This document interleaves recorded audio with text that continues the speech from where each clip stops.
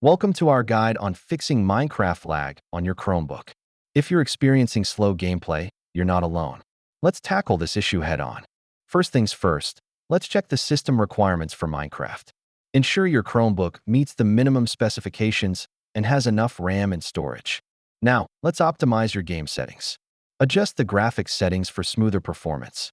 Try lowering the render distance and turning off fancy graphics. Be sure to manage background processes.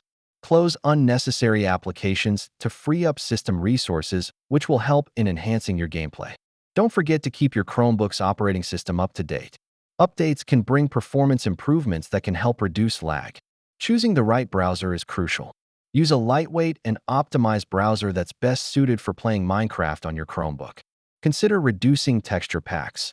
Lower resolution texture packs can significantly improve your gameplay experience by easing the load on your system. It's a good idea to regularly clear your cache and unnecessary files.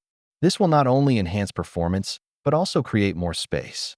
If you're still facing storage issues, consider using external storage options like USB drives or cloud storage to speed things up. And there you have it.